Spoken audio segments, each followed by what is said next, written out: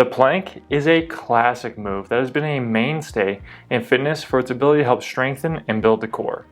However, the classic stationary forearm plank is often too easy for most people after they've been training for a while. Welcome everyone, I'm Dr. Sam Spinelli, physical therapist and strength and conditioning coach with Sis Athletics. And today we're going to be going through a wide range of different plank variations. As I said, the standard forearm plank is too easy for most people once they've been training for a while.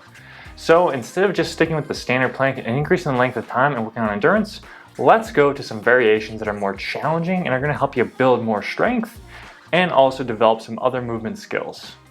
So before we get into the actual variations of the plank, I wanted to cover plank technique first. You're going to want to start on the ground with your elbows flat and your hands under your head. We're going to bring your hips up and have just your toes and forearms on the ground. Then you're set. Now, while that technique may sound very simple, there are a few common mistakes people make. Number one, the head position. We want to try and have our head back, not reaching towards the ground. Think to make a double chin to help reinforce this. 2, shoulder position. It's common for people to sink down and hang off their shoulder blades. The plank is a whole body exercise emphasizing the core. So let's not forget the serratus anterior and the other shoulder muscles that help keep the ribcage against the scapula. Think to keep your chest away from the floor. 3, the back and pelvis position. When we do planks, we want to strengthen the abdominals, not rely on passive structures. This means you shouldn't be in a huge back arch and a crazy anterior pelvic tilt. Instead, you want to have either a small arch or even get into a rounded back state to truly make your abs work hard. Think about bringing your belt buckle to your chin and posteriorly tilting your pelvis by squeezing your glutes and abs. So if you find yourself making these 3 common mistakes through any of the variations, consider going to an easier option instead of just trying to work your way through it. The majority of the variations that we're going to show today could be done in a regressed version just by going to the knees or changing some other variable, as you're going to see that we go through a lot of different movements that basically build off of each other. So don't feel like you need to go to the hardest version instantly. Start with an easier one and work your way up if you're not very strong at these movements and tend to deviate to those common errors. Now, let's get into the variations. Our first one is the standard plank. We got to include this in the list because it's a classic. You want to build off this, and when you feel like you're good in crushing it, then we can move off to other variations. Our second one is the tall plank or push-up position plank. We just hang out in the top position of a push-up, keeping our arms straight and maintaining a good position. Our third one is the bear plank or quadruped plank. We keep the arms straight, but we bring the legs in and have both the hips and knees flexed, loading the legs up to a higher degree. 4, we've got a hardstyle or RKC plank. Back in the forearm plank now, but we move the forearms further out and make it a longer lever. This really challenges the abdominals to a higher degree. You can also focus on squeezing your glutes, bracing your abs, and pulling down with your elbows to get the lats more involved here. 5, the body saw. For this, you're going to be set up in that standard forearm plank, but now we're going to rock back and forth on your toes, and you can even go to a slightly longer position if you're more comfortable with that. Alternatively, you could do this with sliders or something else that's going to slide on a surface, allowing your feet to actually move back and forth. 6, the plank foot walkout. Now this is just like the body saw, but now we actually have our feet walk out and then walk back in. This can be a very challenging variation if done well. 7, the dolphin plank. This one focuses on challenging the shoulder muscles to a higher degree and working on upwardly rotating the shoulder blade. It's going to help work on getting into an overhead position and will challenge your serratus anterior to a pretty good degree. So really comprehensively involving the upper body and the trunk. 8, the plank with one leg. We're going to set up in that standard forearm plank, but now we're going to lift one leg up and hold it for a set time. Anywhere from 10 to 30 seconds is a pretty good challenge on each side. Then we can build off this and go to a plank with leg lifts. So now instead of just statically holding your leg, you can go up and down with it for a set number of reps, challenging your glutes to stabilize your pelvis and lift that leg up and down.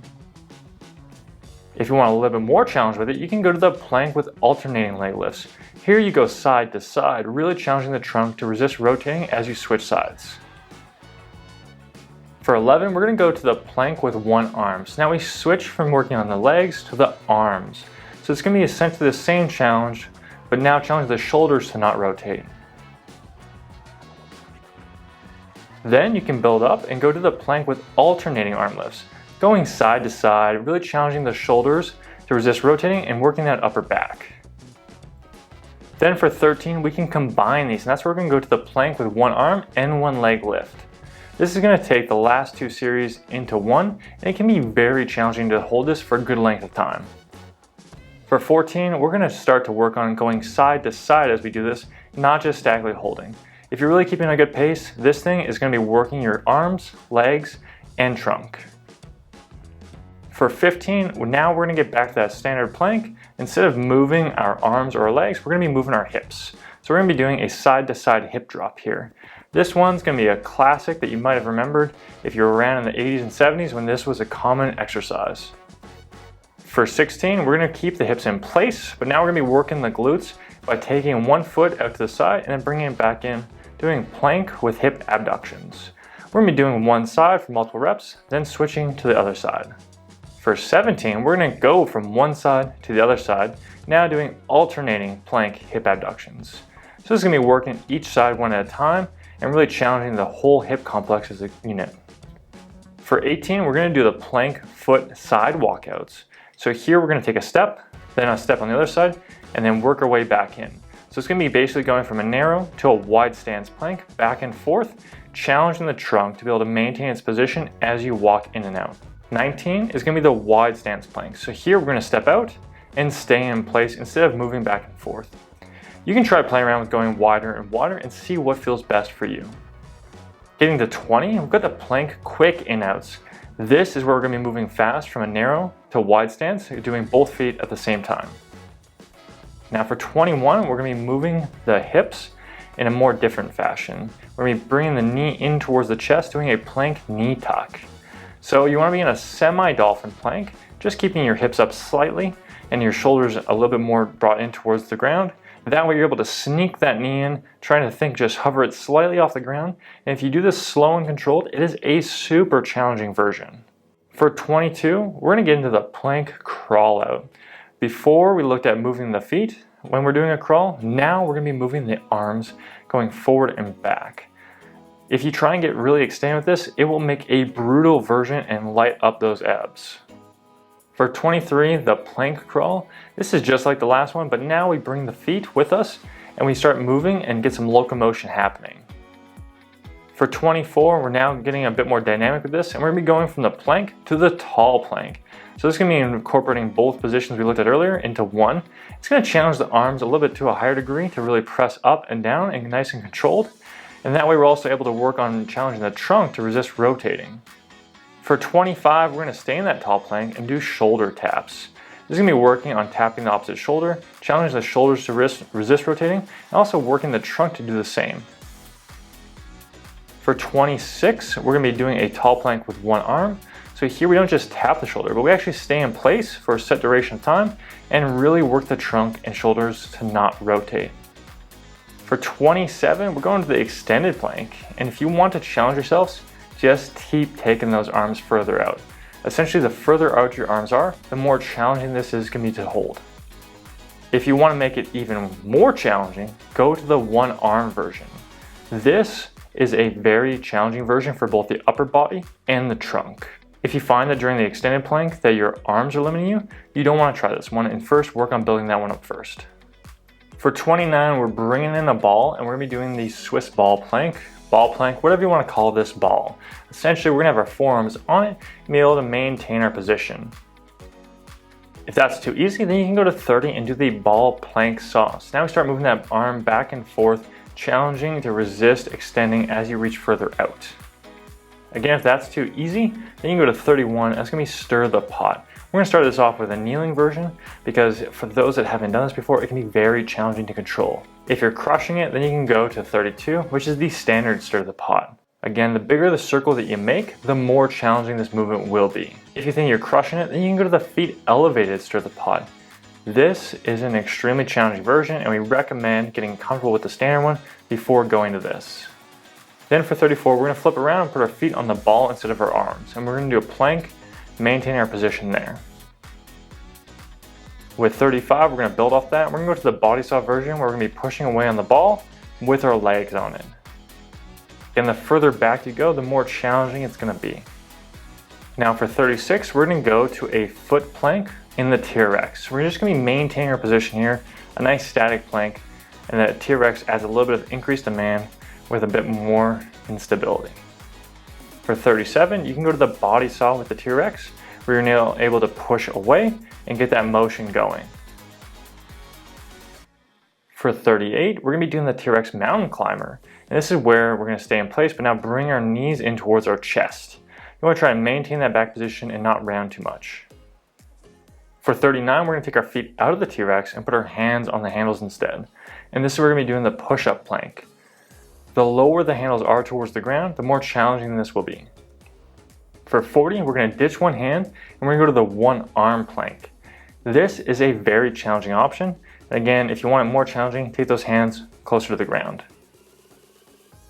For 41, we're going to keep both hands on and we're going to do fallouts. This is where we essentially do like a standing ab wheel rollout, but instead use the TRX instead of an ab wheel.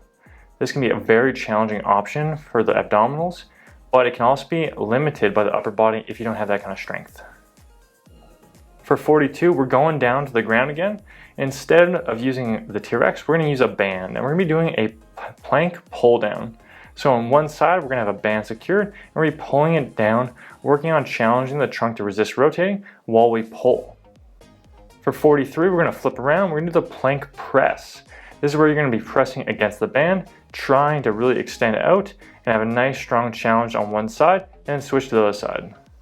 For 44, we've got the band on upper back plank. Here, this is an increased demand on the upper back and the shoulder muscles, really challenging the serratus anterior as you're resisting that band, pulling your chest towards the ground. Now, if you don't have a band, our next few options are going to work great for you. This is the plank plate push-pull. Here we're set up in a plank, and with one side, we're going to push a plate out and then pull it back.